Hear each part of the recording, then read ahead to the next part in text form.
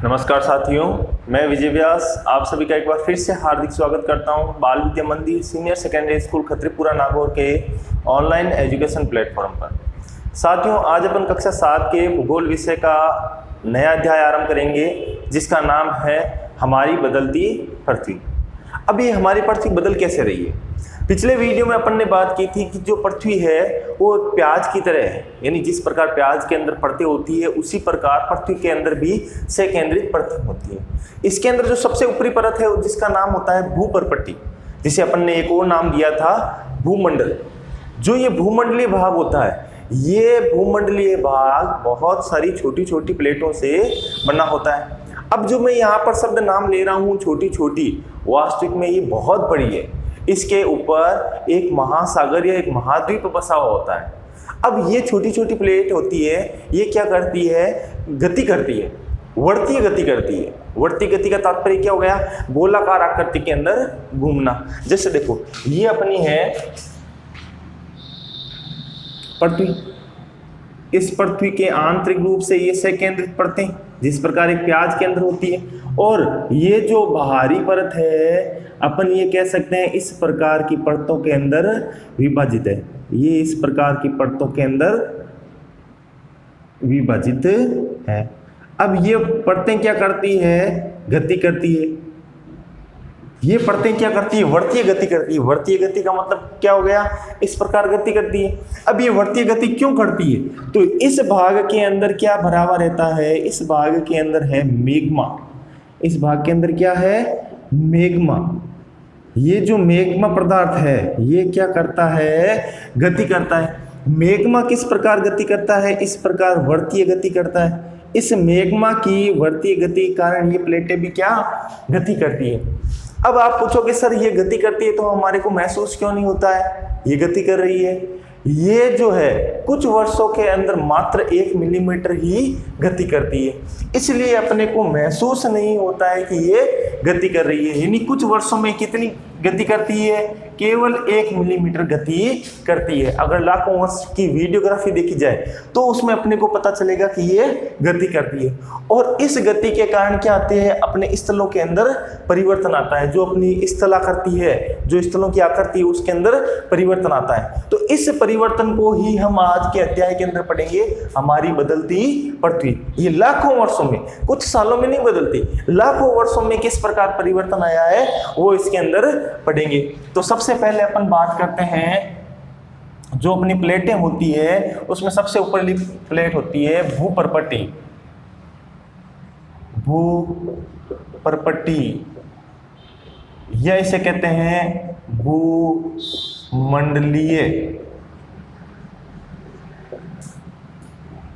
भाग। छोटी बड़ी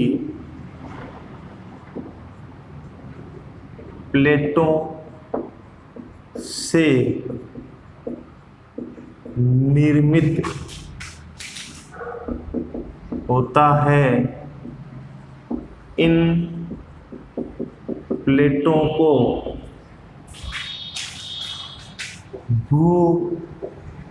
भूमंडलीय प्लेट कहते हैं। इन्हें कहते हैं भूमंडलीय प्लेट। ये जो प्लेटें हैं इन्हें कौन सी प्लेट कहते हैं? भूमंडलीय प्लेट कहते हैं। आंतरिक स्थित मैग्मा। आंतरिक स्थित मैग्मा कौन सा हो गया? ये अंदर वाला मैग्मा, ठीक है। अंदर आंतरिक स्थित मैग्मा के वर्तीय गति के कारण ये प्लेटें भी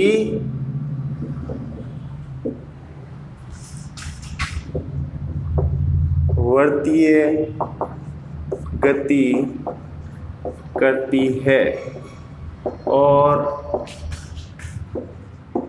इस गति के कारण पृथ्वी की स्थलाकृति स्थलाकृति का मतलब क्या हो गया, जो ये अपना स्थल है, भूभाग है, ऊपर वाला भूपर्पटी के ऊपर वाला भाग, इसमें परिवर्तन आता है। इस गति के कारण पृथ्वी की स्थलाकृति में परिवर्तन आता है। किस गति के कारण? इस वर्तीय गति के कारण। वर्तीय गति कौन करता है? पहले तो वर्तीय गति मैग्मा करता है, और मैग्मा की वर्तीय गति के कारण कौन करता है? ये जो भूमंडलीय प्लेट है, ये भी वर्तीय गति ही करती है। अब देखो धीरे धीरे क्या होगा, ये वर्तीय गति करेगी, कुछ भाग होगा वो तेजी से घूमेगा, क्योंकि जो प्लेटें छोटी रहेगी उनकी गति थोड़ी सी तीव्र रहेगी, और जो प्लेटें छोटी है उनकी गति क्या रहेगी, निम्न रहेगी। अब जो यहाँ पर टकराव उत्पन्न होगा दो प्लेटों के मध्य, तो यहाँ से क्या होगा, यहाँ पृथ्वी की स्थलाकृति के अंदर, यानी जो भूपर्पटी के ऊपर वाला भाग है उसके अंदर परिवर्तन आएगा। तो जो यहाँ पर अपन बात कर रहे हैं इस वर्तीय गति की, यह अपन ये कह सकते हैं इन प्लेटों की गति के कारण क्या होता है, दो प्रकार के बल लगते हैं। कौन कौन से बल लगते हैं? एक तो पृथ्वी के आंतरिक रूप से बल लगता है, और एक पृथ्वी के बाह्य रूप से बल लगता है। पृथ्वी के आंतरिक बल को अंतर्जनित बल कहते हैं, और बाह्य रूप को बहिर्जनित बल कहते हैं। जैसे यहाँ पर अपन चित्र की सहायता से समझने की कोशिश करते हैं। ये अपनी पृथ्वी प्लेटें गति कर रही है, तो दो प्रकार के बल लगेंगे। अंदर लग रहा है वो रह जाएगा अंतर्जनित बल, और बाहर जो बल लगेगा, बाहर को बहिर कह देते हैं, तो यहां पर लिख लेते हैं बहिर्जनित बल। बस दो प्रकार के बल लगेंगे।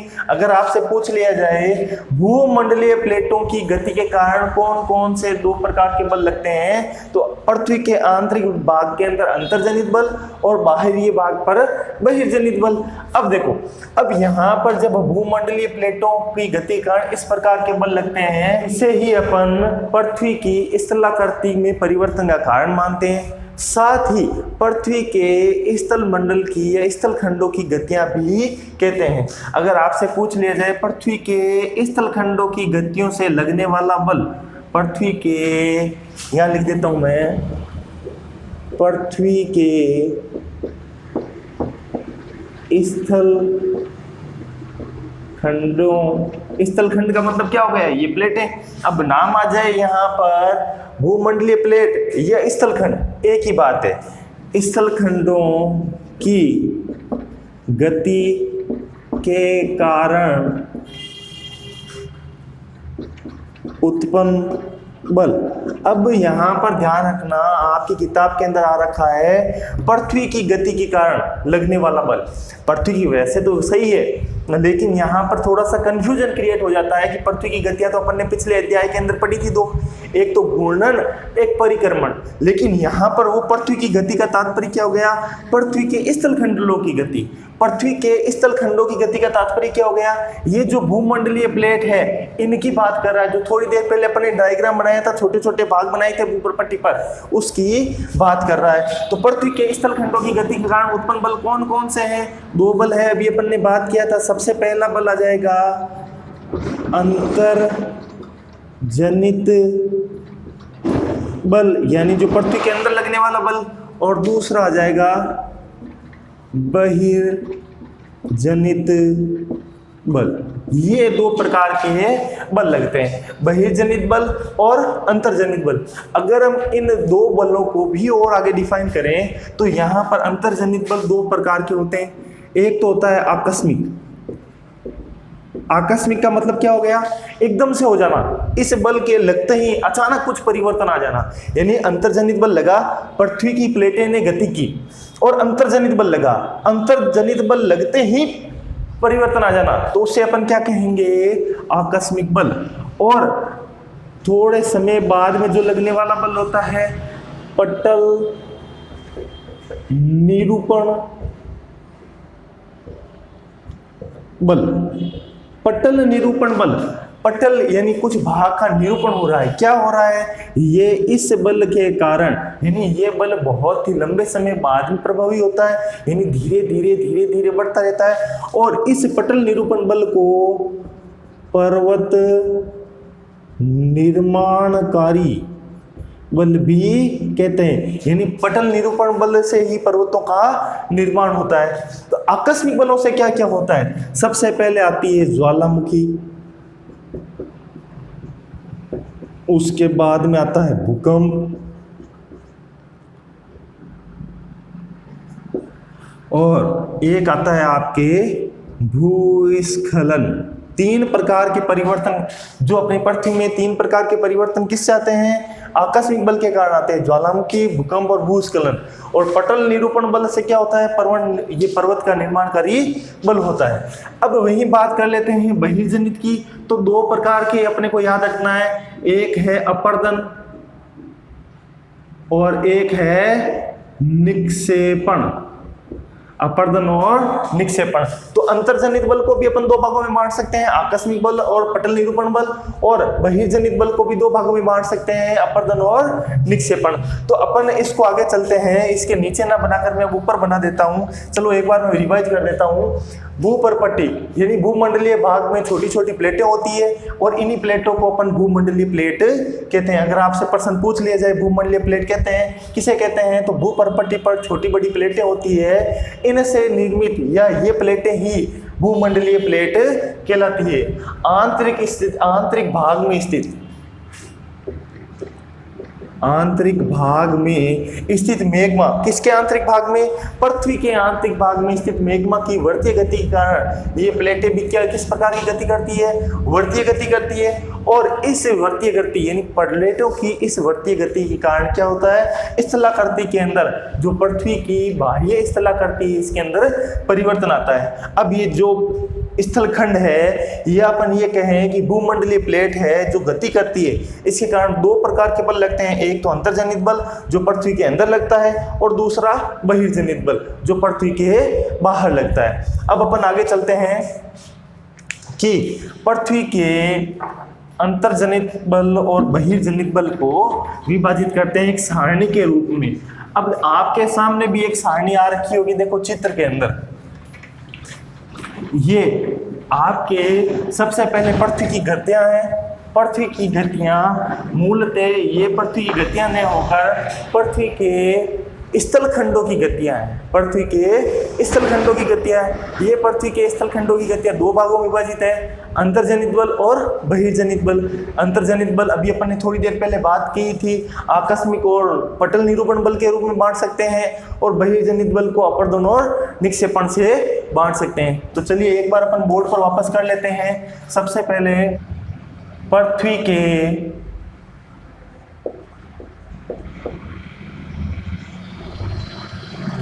स्थल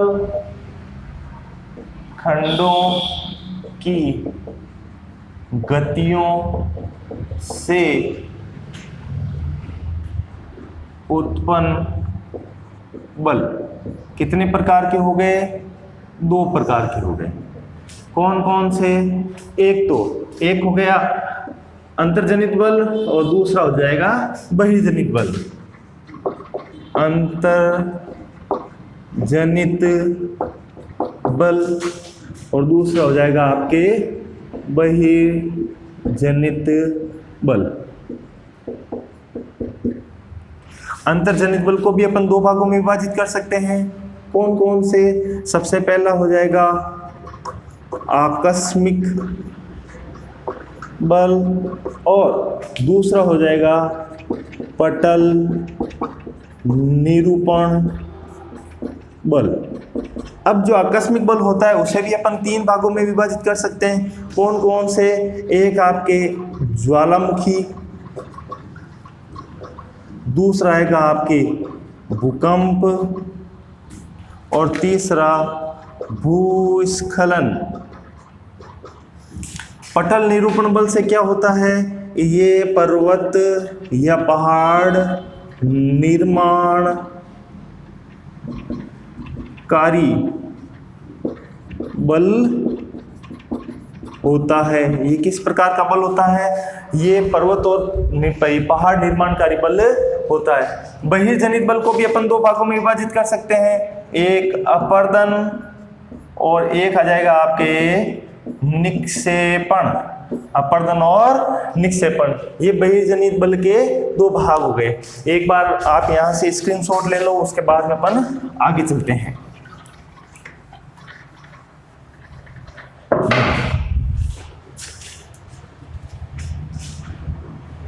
ले लिया होगा आपने। अब देखो, जो अंतर्जनित बल होता है, आकस्मिक बल, आज अपन अपने इस वीडियो में केवल अंतर्जनित बल की बात करेंगे, अगले वीडियो में अपन बहिर्जनित बल की बात करेंगे। अब जो अंतर्जनित बल होता है, उसका सबसे पहले मैं आपको पटल निरूपण बल थोड़ा समझा देता हूं कि पटल निरूपण बल क्या होता है। देखो, पटल निरूपण बल के अंदर क्या होता है, दो प्लेटें होती है, आपस में इस प्रकार नजदीक आ जाती है। अब ये आपस के अंदर गति करती है, गति करने से क्या हो गया, बड़ी प्लेट है, गति करती है, आपस में एक दूसरे से टकराती है, और टकराने के बाद में क्या होता है, यहाँ पर इसका कुछ अवसाद जमा होता रहता है, और ये आपस में लगातार टकराती रहती है। इसके कारण क्या होता है, अवसाद यहाँ पर जमा होता रहता है। काफी सालों बाद में, हजारों सालों बाद में ये अवसाद बहुत बड़ा हो जाता है, और किसका निर्माण कर लेता है, पर्वत का निर्माण कर लेता है। किससे, दो प्लेटों के आपसी घर्षण के कारण यहाँ पर क्या आया, यहाँ आया अवसाद। इस अवसाद से क्या होता है, धीरे धीरे कालांतर में, हजारों सालों बाद में यहाँ पर किसका निर्माण हो जाता है, पर्वत का निर्माण हो जाता है। तो इसलिए पटल निरूपण बल को पर्वत निर्माणकारी बल कहते हैं। ये बड़ा इंपॉर्टेंट रहेगा, आपको ये याद नहीं करना है किस प्रकार बनती है, क्योंकि 7वीं कक्षा के स्टैंडर्ड में ये नहीं है, लेकिन आपको ये जरूर याद रखना है पटल निरूपण बल किसे कहते हैं, या पटल निरूपण बल का सबसे मुख्य कार्य क्या है, पर्वतों का निर्माण। यह आपसे उल्टा प्रश्न पूछ लिया जा सकता है, पर्वत निर्माणकारी बल कौन सा होता है, तो आपको ये याद रखना है पटल निरूपण बल ही पर्वत निर्माणकारी बल होता है। अब अपन आगे बात करते हैं आकस्मिक बलों की, जो आपके सबसे ज्यादा प्रश्न पूछे जाते हैं, इन्हीं आकस्मिक बलों से पूछे जाते हैं, और सबसे ज्यादा इंपॉर्टेंट होते हैं ज्वालामुखी और भूकंप। सबसे पहले अपन जो सबसे कम इंपॉर्टेंट है उसी को ही देख लेते हैं।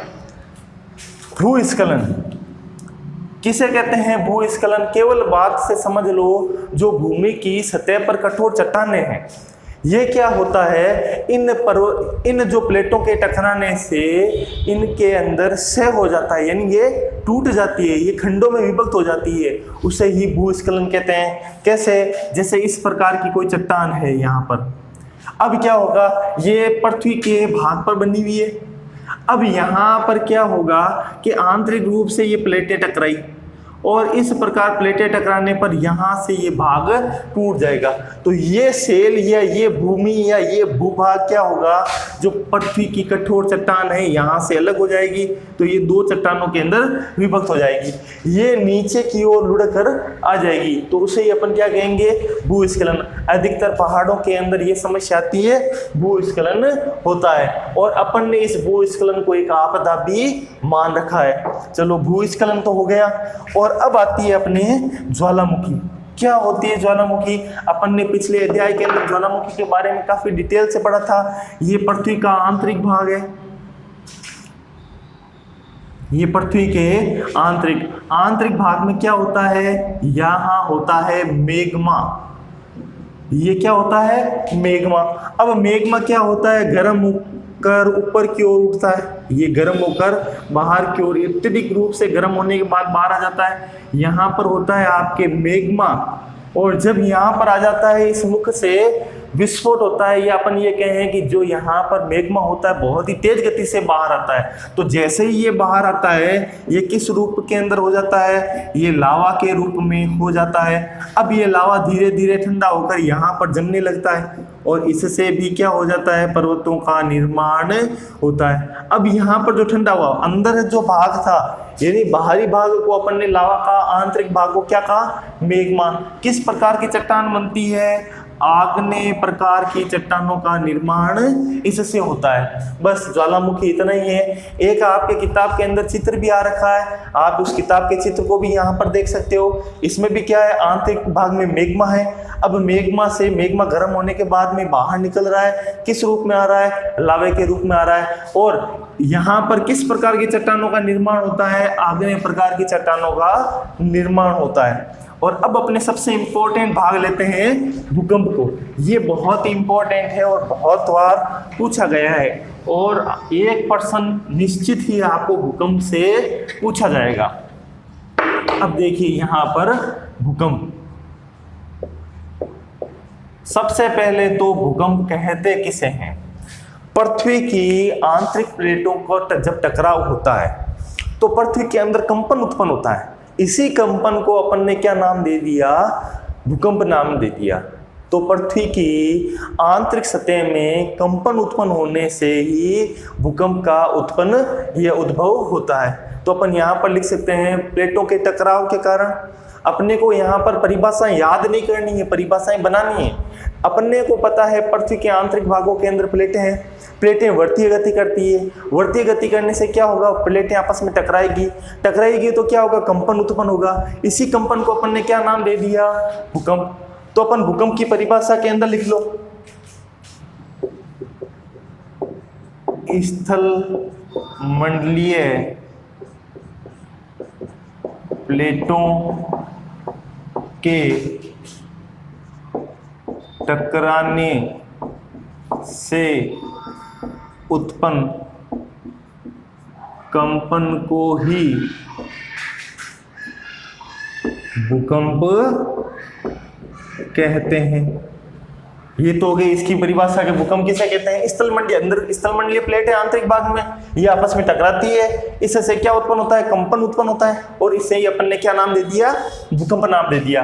अब देखो ये तो स्थलमंडलीय प्लेटें टकरा गई, भूकंप उत्पन्न हो गया। लेकिन भूकंप उत्पन्न हुआ किस क्षेत्र में उत्पन्न हुआ? उसका नाम क्या है? दो नाम में बहुत बड़ा कंफ्यूजन रहता है। एक तो नाम है उद्गम केंद्र और एक नाम है अधिकेंद्र। बहुत इंपॉर्टेंट है और बहुत ज्यादा कंफ्यूजन बनाते हैं, ध्यान से देखना। सबसे पहले ये आ गया अपनी पृथ्वी के आंतरिक भाग में प्लेटें होती है और वो टकराती है। चलो दो प्लेटें भी बना देते हैं। ये बना दिया अपन ने, दो प्लेटें आपस में टकराई, ये यहाँ पर टकराई। तो यहाँ पर टकराने से पहला कंपन या कंपन का स्टार्ट होना, कंपन का शुरू होना कहाँ पर हुआ? यहाँ पर हुआ। तो अपन ने इसको जहां से कंपन की शुरुआत होती है, स्टार्टिंग होती है, इसे अपने नाम क्या दे दिया? उद्गम केंद्र। इसे क्या कहते हैं? भूकंप का प्रारंभ बिंदु। ये भूकंप का प्रारंभ बिंदु हो गया। अब जो ये उद्गम केंद्र है, सबसे नजदीक, इसके उद्गम केंद्र के सबसे नजदीक सतह, या अपन ये कह सकते हैं लंबवत जो पृथ्वी की सतह होगी, जहां पर कंपन का सबसे पहले अनुभव किया जाएगा, यानी पृथ्वी की वो सतह जहां पर कंपन का सबसे पहले अनुभव किया गया, उसे क्या कहेंगे? अधिकेंद्र, एपीसेंटर, अधिकेंद्र। ये क्या होता है? इसमें सबसे पहले भूकंप को अनुभव किया जाता है और ये कहां पर होता है? ये पृथ्वी की सतह पर होता है। आंतरिक भाग में रहेगा उद्गम केंद्र, क्योंकि ये याद रखना उद्गम केंद्र कभी सतह पर नहीं होगा। प्लेटें अंदर यहां पर टकराएगी, सतह पर नहीं टकराएगी। तो आंतरिक भाग में तो क्या होगा? उद्गम केंद्र होगा और सतह भाग पर क्या होगा? अधिकेंद्र होगा। अब जो ये अधिकेंद्र होता है, यहाँ पर भूकंप सबसे पहले महसूस किया जाता है। उसके बाद में भूकंप कुछ इस प्रकार चलता है, यानी एक वर्ताकार आकृति के अंदर चारों दिशाओं के अंदर भूकंप चलता है। तो ये अधिकेंद्र से स्थापित होता है। सबसे पहले उद्गम केंद्र से उद्भव हुआ, अधिकेंद्र पर आया और अधिकेंद्र से चारों ओर एक वर्तीय कक्षा के अंदर ये धीरे धीरे भूकंप बढ़ता है। सबसे ज्यादा भूकंप का जो प्रभाव रहेगा सबसे छोटे वाले वर्त पर रहेगा, फिर कम होता होता सबसे बड़े वाले वर्त पर इसका सबसे कम प्रभाव रहेगा। ये बात हुई भूकंप की। तो इन दोनों को भी लिख देते हैं, उद्गम केंद्र। उद्गम केंद्र क्या हो गया?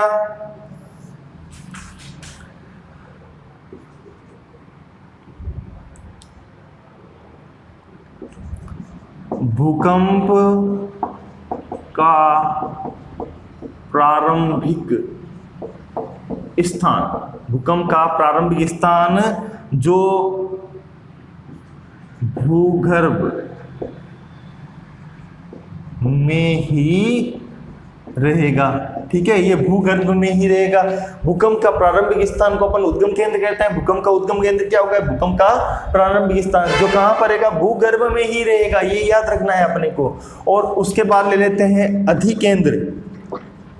अधिकेंद्र, अधिकेंद्र क्या हो जाएगा? सतह, किसकी सतह?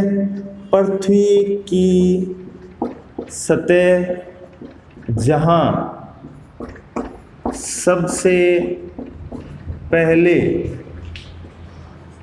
भूकंप को महसूस किया गया।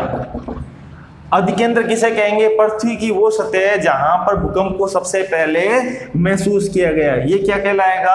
अधिकेंद्र कहलाएगा। तो उद्गम केंद्र और अधिकेंद्र में आपको कंफ्यूजन नहीं रहेगा। एक बार इसको वापस देख लो। स्थलमंडलीय प्लेटों को टकराने से उत्पन्न कंपन ही भूकंप कहते हैं। भूकंप का प्रारंभिक स्थान उद्गम केंद्र कहलाता है और सतह पर जहां सबसे पहले भूकंप महसूस किया जाता है उसे अधिकेंद्र कहते हैं। अब अगर इसके भूकंप के मापन यंत्र की बात करूं कि भूकंप को किससे मापा जाता है, तो भूकंप को भूकंप लेख नामक एक यंत्र है उससे मापा जाता है। और इसको अपन इंग्लिश के अंदर सीस्मोग्राफ भी कहते हैं। सीस्मोग्राफ या भूकंप लेख एक ही है, ये यंत्र है। इससे क्या मापन होता है? भूकंप का मापन होता है। ये भी बहुत अच्छा प्रश्न है, भूकंप मापने का यंत्र कौन सा है? सीस्मोग्राफ या भूकंप लेख। इसका मापन किस पर होता है? इसका यानी भूकंप का मापन रिक्टर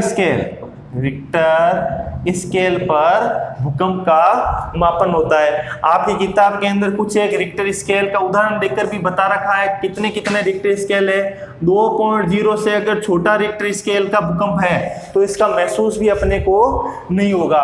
2.0 से लेकर 5.0 तक का रिक्टर स्केल का भूकंप आया है तो ये क्या कर सकता है? बर्तनों को गिराने में ये महसूस होगा। बर्तन गिरेंगे, तस्वीरें गिर सकती है, लेकिन इमारतें ढहेगी नहीं। कुछ अगर ऊपर यहाँ पर कांच के बर्तन है या कांच की तस्वीरें, ये गिरने से जनधन की हानि हो सकती है। बाकी और इसमें किसी प्रकार की जनधन की हानि नहीं होगी। बाद में इसको एक विभाजित किया गया था 5.0 से लेकर 6.0 तक के। 6.0 तक के कुछ विध्वंसक होते हैं, यानी इसके अंदर इमारतों के अंदर दरारें आनी, या अपन ये कह सकते हैं कुछ बड़े भूभाग है उनका गिरना। लेकिन सबसे विध्वंसकारी माने गए हैं वो 7.0 रिक्टर का जो भूकंप होगा वो बहुत ही विनाशकारी और विध्वंसकारी भूकंप होगा। ये विध्वंसकारी भूकंप होगा। कौन सा होगा? 7.0 रिक्टर स्केल वाला। आपको याद होगा एक भुज के अंदर भी भूकंप आया था। कब आया था? 26 जनवरी 2001 के अंदर। 26 जनवरी 2001 गुजरात भुज नामक स्थान पर आया था, जो कहां पर है? आपके गुजरात के अंदर है। कितना रिक्टर स्केल का था? 6.9 रिक्टर स्केल का था। और वहां पर आपने उस तबाही को देखा भी होगा। नहीं देखा है तो एक बार सर्च करके जरूर देखना, आपको भूकंप की स्थिति का पता चल जाएगा। तो यहाँ पर भुज के अंदर जो भूकंप आया था वो 6.9 रिक्टर स्केल का था। 3 दिन तक तो इमारतों के ढेर जो मलबे हैं उनमें से व्यक्तियों को भी नहीं निकाल पाए थे, इतना भयंकर भूकंप आया था। तो ये तो हो गया आपके भूकंप। तो एक बार आप स्क्रीनशॉट ले लो, उसके बाद में अपन आगे चलते हैं। ले लिया होगा आपने। अब देखो आगे चलते हैं। ये तो हो गया भूकंप। अब जो ये भूकंप आती है, क्या इसकी अलग अलग तरंगें आती है? क्या हमेशा ही एक सा भूकंप आता है? अगर हमेशा एक सा भूकंप आता है तो ये रिक्टर स्केल अलग अलग क्यों बनते हैं? अगर अलग अलग बनते हैं तो हो सकता है इसकी तरंगें भी अलग अलग प्रकार की होती होगी। तो अपन इनके तरंगों का थोड़ा सा अध्ययन करते हैं। भूकंप की तरंगे बहुत ही आसान है। भूकंप की तरंगें, देखो केवल 3 प्रकार की तरंग होती है। केवल कितने प्रकार की तरंग होती है? 3 प्रकार की। कौन कौन सी? P, S और L। आपको 3 ही नाम याद रखने, P, S और L। P का मतलब प्राइमरी, एस का मतलब सेकेंडरी, एल का मतलब लव तरंगे। तो चलो अपन लिख लेते हैं, 3 प्रकार के भूकंप की तरंगे होते हैं। सबसे पहले पी, दूसरी एस और तीसरी एल। पी प्रकार की तरंगों का नाम है प्राइमरी, या इन्हें एक और कहते हैं प्राथमिक, या इनका एक और नाम है अनुदैर्ध्य तरंगे। ठीक है, प्राइमरी, प्राथमिक या अनुदैर्ध्य तरंगे। एस का मतलब होता है सेकेंडरी या द्वितीयक या अनुप्रस्थ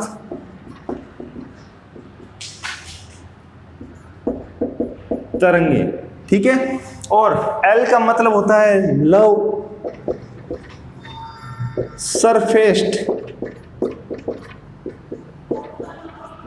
पृष्ठीय या खतरनाक तरंगे। ये इनके नाम हो गए, ये इन तीनों के नाम हो गए। सबसे पहले जब बात करें प्राइमरी तरंगे, देखो प्राइमरी तरंगे किस प्रकार होती है।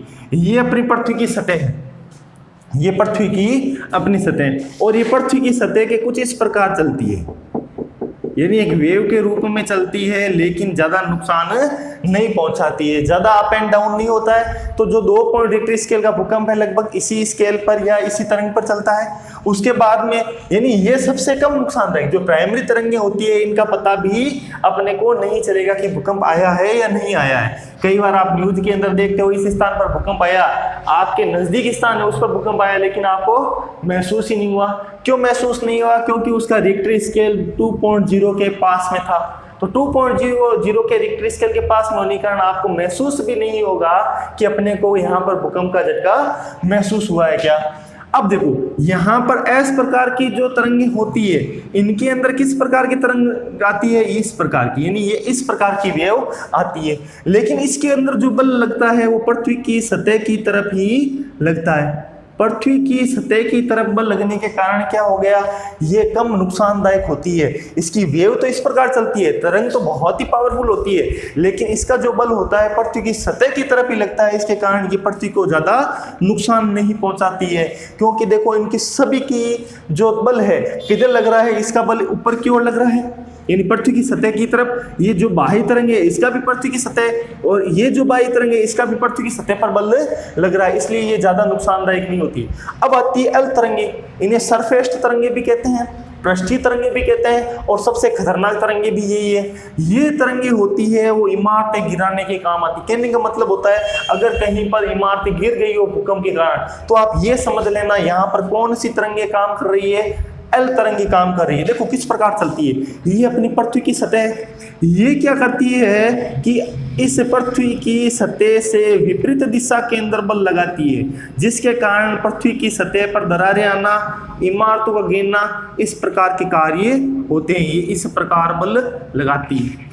अब इसके कारण क्या होता है कि पृथ्वी की सतह होती है वो एक दूसरे से अपने दूर जाती है, और यहाँ पर दरारों का बनना है, पृथ्वी की इमारतों का गिरना है, इस प्रकार के कार्य होते हैं। तो ये सबसे खतरनाक होती है। नाम जरूर लव तरंगे हैं, लेकिन ये सबसे खतरनाक तरंगे हैं। तो एक बार वापस रिवाइज कर देते हैं। पृथ्वी भूकंप की 3 प्रकार की तरंगे हैं, P primary, S secondary, L love. Primary को ये नाम आपको जरूर याद रखना है, अनुदैर्ध्य तरंगे, अनुप्रस्थ तरंगे और पृष्ठीय तरंगे, ये नाम आपसे पूछे जाते हैं। कई बार होता है यहाँ पर इनको 3 का नाम एक तरफ दे देते हैं और पी एस एल ये एक तरफ नाम दे देते हैं, फिर कहते हैं मिलान कीजिए। तो इस प्रकार के प्रश्न भी आपकी कक्षा के लिए आते हैं। तो पी तरंगे को प्राइमरी या अनुदैर्ध्य तरंगे कहते हैं, एस तरंगे को सेकेंडरी या अनुप्रस्थ तरंगे भी कहते हैं, एल तरंगे को लव या पृष्ठीय तरंग भी कहते हैं। तो आज के लिए आपको ये समझ में आ गया होगा। कल अपन इसके आगे जो अपना द्वितीयक बल था उसके बारे में अपन बातचीत करेंगे, जो है आपके बहिर्जनित बल, बहिर्जनित बल के अपर्दन और निक्षेपण, इनकी थोड़ी सी चर्चा करेंगे, और इससे स्थलाकृतियों में क्या क्या परिवर्तन आते हैं इसकी बात करेंगे। तो आज के लिए इतना ही, मिलते हैं अगले वीडियो में, तब तक के लिए आप सभी को धन्यवाद।